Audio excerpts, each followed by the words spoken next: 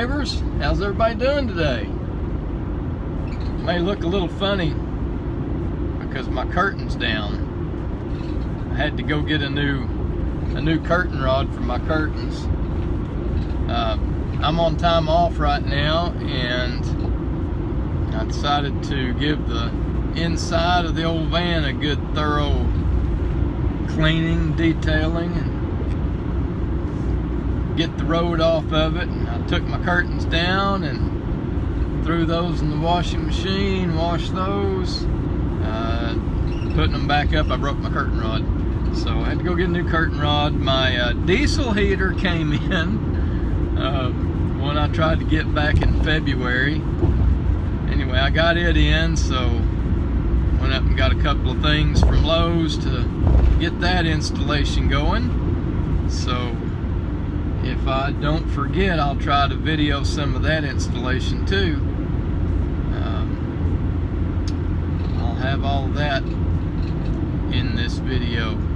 So here we go. Here is my heater, my Chinese diesel heater that I got. I am just beginning the installation. I almost forgot to make any videos at all. So I've just put some diesel in it, and what I am about to do now is I'm going to go ahead and hook it up to my battery and make sure that everything works before I start drilling, and actually begin the installation in case it doesn't work. That way I don't already have the holes. So here we go. Good news is I just performed a test, put some fuel in it, and it works great. Okay, so I'm about to drill a hole in the floor of the van for the exhaust from the diesel heater. And for those of you who don't know the way these little diesel heaters work, the reason that they are safe and safer than I've used a little buddy heater for years. And you know what? I mean, I hadn't woke up dead yet. They have a sensor in them that will make them shut off when the oxygen depletes. Now, that being said, I have had them shut off many times in the cold, and you know, I could obviously tell that the oxygen was thin because I slept a little harder than I should have. But you know, you only live once, right? Might as well hurry up and get it over with. But the reason that these little diesel heaters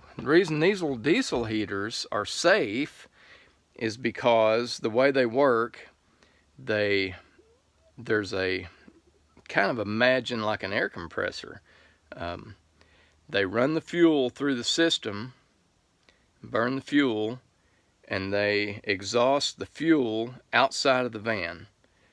And a fan blows air across a cylinder in the heater, that's, you know, the combustion chamber, and that's what heats the air. So all you're getting is pure air that's just blowing across a hot cylinder, and all the exhaust is being exhausted outside of the van. So that's the reason these are safe for indoors.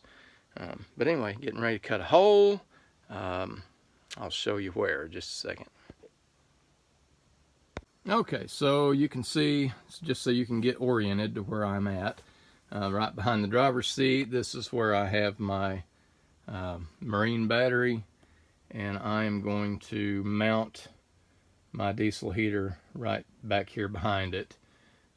Underneath the van, the fuel tank is back here. Back there, there's nothing. So that's where I'm going to drill my holes for the exhaust. So we shall see how it goes. Hole drilled in the floor. That was quick and easy. I just used a 1-inch Craftsman hole driller with my drill.